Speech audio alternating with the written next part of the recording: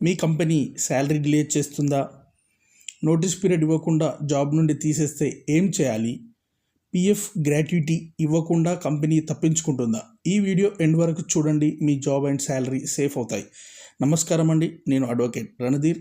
Welcome to Ankams law firm. ఈ వీడియోలో job and employment laws in India గురించి మనం సింపుల్గా అర్థమయ్యే లాంగ్వేజ్లో చెప్పుకుందామండి. ఈ వీడియో లీగల్ అవేర్నెస్ కోసమే అండి.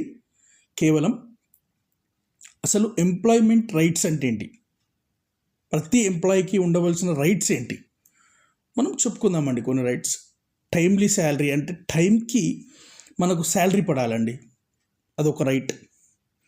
వర్కింగ్ ఎన్విరాన్మెంట్ చుట్టూ సేఫ్గా, నీట్గా, హైజీనిక్గా ఇలా కొన్ని రూల్స్ ఉంటాయి, రైట్స్ ఉంటాయి, అలా ఉండాలండి. లీగల్ వర్కింగ్ అవర్స్ ఉండాలండి, చెప్పుకుందాం. అది కూడా లీగల్ వర్కింగ్ అవర్స్ ఉండాలి.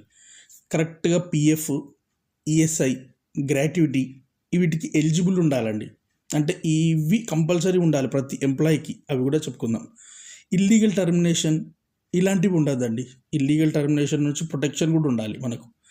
కంపెనీ ప్రైవేట్ అయినా లా అందరికీ సేమే అండి, గుర్తుపెట్టుకోండి. లా అందరికీ సేమే, ఎంప్లాయ్మెంట్ రైట్స్ ప్రతి ఎంప్లాయీకి సేమే ఉంటాయి, గుర్తుపెట్టుకోండి. మనం శాలరీ డిలే చేస్తుందా? అసలు శాలరీయే ఇవ్వట్లేదా? శాలరీ డిలే చేస్తే ఇల్లీగల్ అండి. శాలరీ టైంకి ఇవ్వాలి. శాలరీ డిలే చేస్తే అది ఇల్లీగల్ అన్నట్టు. నాన్ పేమెంట్ కానీ delay of the payment is illegal of employment law. Employee ఏం చేయాలి అప్పుడు? ఈమెయిల్ ఆర్ నోటీస్ ఇవ్వాలి, లేబర్ కమిషనర్కి కంప్లైంట్ ఇవ్వాలి. ఇల్లీగల్ నోటీస్ అనేది లాస్ట్ ఆప్షన్ అండి. ఫస్ట్ మనం కంపెనీకి మెయిల్ పెట్టడం, నోటీస్ ఇవ్వడం, మరి నాకు శాలరీ రావట్లేదు, ఇలా డిలే వస్తుంది అని చెప్పి మనం మెయిల్ రాయడం, నోటీస్ ఇవ్వడం, ఇలా చేయాలి. నెక్స్ట్ లేబర్ కమిషనర్కి కంప్లైంట్ ఇవ్వాలండి. ఇట్లా అయినా కూడా పని కాకపోతే మనం లాస్ట్కు లీగల్ నోటీస్ అనేది లాస్ట్ ఆప్షన్ అండి. శాలరీ ఇవ్వకపోతే కంపెనీ మిస్టేక్, అది ఎంప్లాయీ మిస్టేక్ కాదండి, గుర్తుపెట్టుకోండి. ఓకేనా? ఇప్పుడు టర్మినేషన్, రిజిగ్నేషన్ ఇలాంటివి వస్తే ఇల్లీగల్ టర్మినేషన్.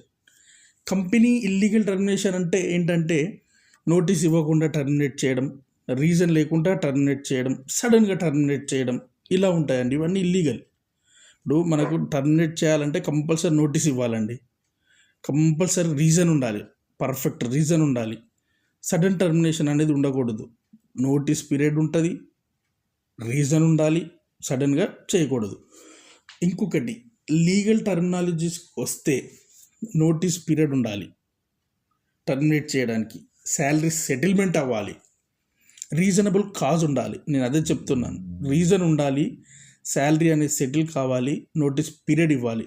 రిజిగ్నేషన్ రూల్స్ ఏంటిది? నోటీస్ పీరియడ్ని ఫాలో చేయాలి, శాలరీ సెటిల్ చేయాలి, అన్నీ మనకు ఇచ్చిన డాక్యుమెంట్స్ మనకు రిటర్న్ ఇవ్వాలి, గుర్తుపెట్టుకోండి. ఇవి రైట్స్, ఇవి టర్మినేషన్కి సంబంధించిన rights. Next PF, ESI, gratuity. PF అంటే ఏంటండి? Provident fund. Company compulsory contribute చేయాలండి పిఎఫ్ ప్రతి ఎంప్లాయీ మీద. శాలరీలో కట్ చేసి పిఎఫ్ అకౌంట్లో పడాలి. మీకు శాలరీ అబౌట్ ఒక ఫిగర్ 20,000, 30,000, 20,000, 25,000 వస్తే అందులో కొంత పిఎఫ్కు పోతుంది, కొంత పర్సంటేజ్ ఉంటుంది. ఆ పర్సంటేజ్ పిఎఫ్ కట్ అయ్యే మీకు శాలరీ ఇస్తారు. ఆ పిఎఫ్ మీ అకౌంట్లోనే జమ అవుతుంది, మీ పిఎఫ్ అకౌంట్లోనే జమ అవుతుంది. అదే ప్రొవిడెంట్ ఫండ్ అండి. ఈఎస్ఐ అంటే ఏదైనా medical emergencies, medical benefits, accident covers, మన ఫ్యామిలీలో ఏమన్నా సిక్ అవ్వడం, ఇలాంటి మెడికల్ ఎమర్జెన్సీకి ఈ ఈఎస్ఐ అనేది పనిచేస్తుంది. దీనికి కూడా సర్టన్ అమౌంట్ అనేది కట్ చేసుకొని మనకు శాలరీ ఇస్తారండి. గ్రాట్యుటీ ఎప్పుడు వస్తుందండి అంటే మినిమం మనం 5 years కంప్లీట్ చేసుకోవాలండి జాబ్. 5 years కంప్లీట్ అయితేనే దీనికి ఎలిజిబుల్ అవుతాం మనం. ఇది ఎప్పుడు ఇస్తారు? రిటైర్మెంట్ ఆర్ రిజిగ్నేషన్ టైంలో ఇది మనకు ఇస్తారండి. రిటైర్మెంట్ అన్న కావాలి, రిజిగ్నేషన్ చేస్తేనో అప్పుడు మనకు వస్తుందండి. అప్పుడే ఈ పిఎఫ్, గ్రాట్యుటీ అనేది వస్తుంది. పిఎఫ్ అయినా గ్రాట్యుటీ అయినా చారిటీ కాదండి, అది మీ రైట్. మీరు తెలుసుకోవాలి, కంపెనీని అడగాలి. మీకు ఎంతైతే కట్ అవుతుందో అందులో మీ శాలరీ స్లిప్లో ఉంటుంది. దాన్ని చూసి మీకు ఎంత పిఎఫ్ కట్ అవుతుంది, ఎంత జమ అవుతుందో చూసుకోవాలి. ఈఎస్ఐ బెనిఫిట్స్ కంపల్సరీ తీసుకోవాలి. ప్రతి ఒక్కరికి మెడికల్ ఎమర్జెన్సీస్ ఉంటాయి, కంపల్సరీ క్లెయిమ్ చేసుకోవాలండి. వర్కింగ్ అవర్స్కి వస్తే మనము వర్కింగ్ అవర్స్ కానీ ఓవర్ టైం కానీ అని అంటే వర్కింగ్ అవర్స్కి వస్తే 8 to 9 అవర్స్ పర్ డే అండి రూల్ ప్రకారం. అయితే వీక్లీ ఒక హాలిడే కంపల్సరీ ఉంటుంది. అది వీకెండే కావచ్చు, వీక్ డేస్లోనే కావచ్చు, మన ఇష్టం. మామూలుగా మన ఇష్టం అని కాదు, కంపెనీ రూల్ ప్రకారం కొంతమంది వీక్లీ మొత్తంలో ఏదో ఒక రోజు లీవ్ తీసుకో అంటారు. కొన్ని కంపెనీస్ మాత్రం వీక్ కంపల్సరీ సండే హాలిడేస్. ఇప్పుడు సాఫ్ట్వేర్ కంపెనీస్కి వస్తే Saturday Sunday week off Sunday. కొన్ని కంపెనీస్కి వస్తే ఓన్లీ సండే ఉంటుంది.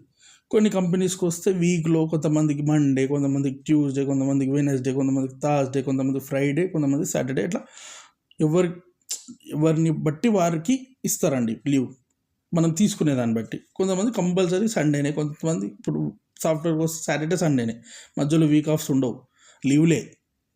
అట్లా ఉంటాయండి. 24/7 వర్క్ చేయడం అనేది లాలో చేయదండి.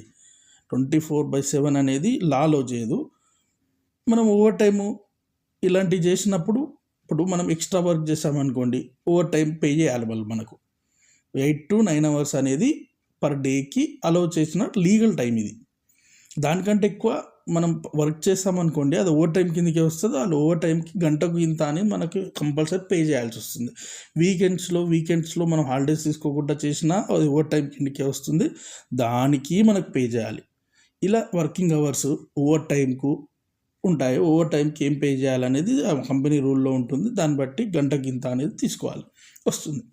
ఇప్పుడు ఉమెన్స్ రైట్స్ ఏంటి అంటే, ఉమెన్ ఎంప్లాయీ అయితే రైట్స్ ఏంటి, వాళ్ళకు మెటర్నిటీ లీవ్ ఇవ్వాలి, సెక్సువల్ హెరాస్మెంట్ ప్రొటెక్షన్ ఇవ్వాలి, నైట్ షిఫ్ట్స్లో సేఫ్టీ ఉండాలి. ఇప్పుడు ఉమెన్స్కి మెటర్నిటీ లీవ్ ఉండాలండి కంపల్సరీ. వాళ్ళకు ప్రెగ్నెన్సీ టైంలో లీవ్ కంపల్సరీ ఇవ్వాలి. అది విత్ శాలరీ, పెయిడ్ శాలరీయే మెటర్నిటీ లీవ్ ఉంటుందండి. కొన్ని రూల్స్ కంపెనీని బట్టి ఉంటాయి. సెక్సువల్ హెరాస్మెంట్ ప్రొటెక్షన్ కంపల్సరీ ఉండాలండి. ఎందుకంటే ఒక ఉమెన్ వర్క్ చేసే ప్లేస్లో ఎంతో సేఫ్గా ఉండాలి కాబట్టి compulsory the protection is important. Night షిఫ్ట్స్లో కూడా సేఫ్టీ ఉండాలంటే పికప్ కావచ్చు, డ్రాప్ కావచ్చు, నైట్ షిఫ్ట్స్ ఉంటాయి, నైట్ డ్యూటీ ఉంటుంది. వాళ్ళకు మనం ఎంతో సేఫ్టీ ఇవ్వాలి, ఎంతో ప్రొటెక్షన్ ఇవ్వాలి. ఆఫీస్ హెరాస్మెంట్ అంటే సైలెన్స్ కాదండి, కంప్లైంట్ చేయాలి. ఆఫీస్ హెరాస్మెంట్ చేస్తే ఆఫీస్లో ఎవరైనా సైలెంట్గా ఉండకూడదు, కంప్లైంట్ చేయాలి. ప్రతి హ్యూమన్ రైట్స్ ఇవి. ఒక ఆడపిల్ల, అమ్మాయి, ఎవరైనా, పెద్ద మనిషి అయినా కావచ్చు, ఎవరైనా కావచ్చు, ఆఫీస్లో హెరాస్మెంట్ చేస్తే కంప్లైంట్ చేయాలండి. అది వాళ్ళ సేఫ్టీ, వాళ్ళ ప్రొటెక్షన్, వాళ్ళ రైట్స్. గుర్తుపెట్టుకోండి, ఏదో చేశారని మనం భయపడద్దండి. కంపల్సరీ ప్రొటెక్షన్ ఉంటుంది. నైట్ షిఫ్ట్ చేసే వాళ్ళకి సేఫ్టీ ఉండాలి, మెటర్నిటీ లీవ్స్ ఇవ్వాలి. హెరాస్మెంట్ చేస్తే మాత్రం సైలెంట్గా ఉండకండి, కంపల్సరీ కంప్లైంట్ ఇవ్వండి. అది కంపల్సరీ రూల్ అండి, అది భయపడాల్సిన పని లేదు. ఇక ప్రాక్టికల్ అడ్వైస్ చెప్పాలంటే, ఆఫర్ లెటర్ సేవ్ చేసుకోండి, శాలరీ స్లిప్స్ కలెక్ట్ చేసుకోండి, వాట్సాప్ షార్ట్స్లో స్క్రీన్ షాట్స్ తీసుకోండి, ఎమోషనల్ డిసిజన్స్ అవాయిడ్ చేయండి. ప్రూఫ్ ఉంటేనే కేస్ స్ట్రాంగ్ ఉంటుందండి. ఓకేనా? మీ జాబ్, శాలరీ, మీ future. Like and share, subscribe for legal awareness. మీకేమన్నా డౌట్స్ ఉంటే కామెంట్స్లో అడగండి. Please subscribe to my channel. చాలా రోజులైందండి వీడియోస్ పెట్టక. కొంచెం నా పర్సనల్ పని మీద నేను పెట్టలేకపోయాను. ఇప్పుడు పెడుతున్నాను, చూడండి. ఇంకేమైనా వీడియోస్ కావాలంటే కామెంట్స్లో చెప్పండి, నేను దాని మీద కూడా వీడియోస్ చేస్తాను. ఇప్పుడైతే ఈ వీడియో చూడండి. ఏమైనా డౌట్స్ ఉంటే కంపల్సరీ కామెంట్స్లో అడగండి. ప్రాక్టికల్ అడ్వైజ్ ఏం చెప్తున్నానంటే, ఆఫర్ లెటర్ ఎప్పుడు సేవ్ చేసుకోండి, శాలరీ స్లిప్స్ కానీ అవన్నీ సేవ్ చేసుకొని పెట్టుకోండి. వాట్సాప్లో స్క్రీన్ షాట్ తీసుకోండి. ఎమోషనల్ డిసిషన్స్ తీసుకోకండి, ప్రూఫ్ ఉంటేనే కేస్ స్ట్రాంగ్గా ఉంటుంది, గుర్తుపెట్టుకోండి. Please subscribe to my channel. Thank you అండి.